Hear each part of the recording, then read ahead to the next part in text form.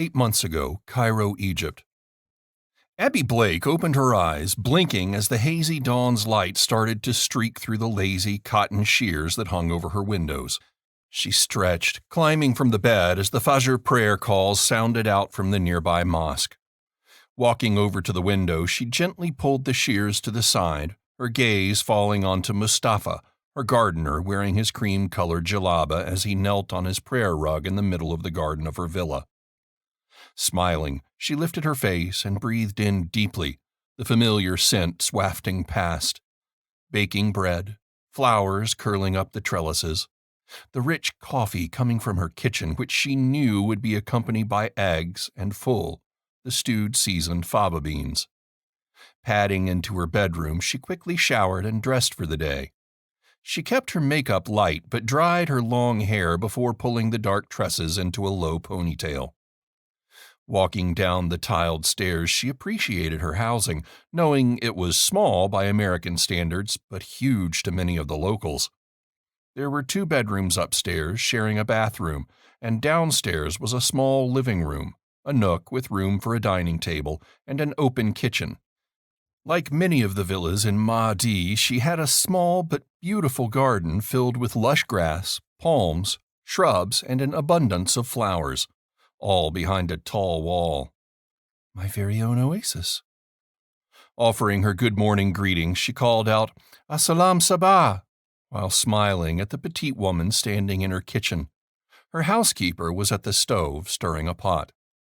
Wearing a long blue skirt with a white blouse and her dark hair pulled up in a bun and covered in a hijab, Sabah looked over her shoulder and smiled. "Assalam." She dipped the beans onto a plate and then loaded it with the bread and eggs before setting it onto the table.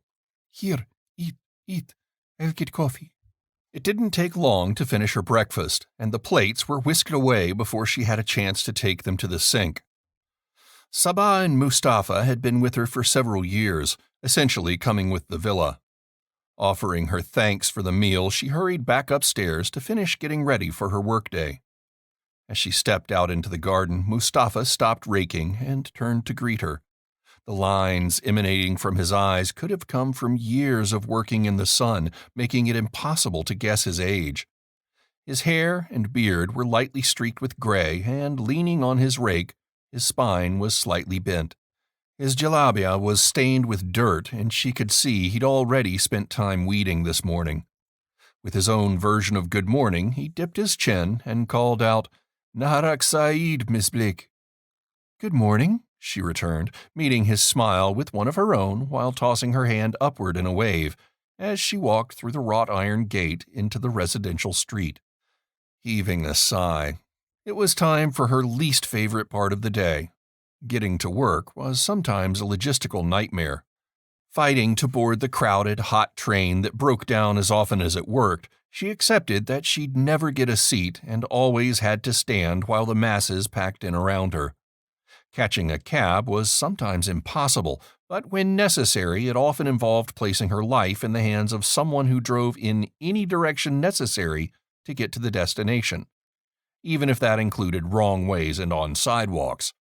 And if the pedestrian didn't get out of the way, they could become collateral damage. It wouldn't be the first time she'd seen that happen. Finally, alighting from the train, she joined the masses that swept through the open doors and onto the sidewalks.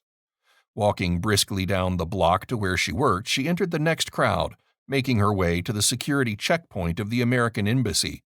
It didn't matter if the guards knew who she was. Protocol and identification were always followed, and needed. Finally, her heels clicked along the tile floor in a rapid staccato as she hurried toward her office buried deep amongst a labyrinth or other offices. She hated being late for work. Glancing at the clock on the painted concrete wall in the hall, she knew she wasn't technically late, but she was a believer in being early. Careful not to slosh the cup of strong coffee in her hand, she had to concede that the wait at the coffee station was a necessity, even if it added a few minutes. Unlocking her door, she stepped inside her small, windowless office. She placed her cup on her desk before hanging her scarf onto the back of the door. Firing up her computer, she sat at her desk, logged in, and began going through the security steps necessary to start her day's work.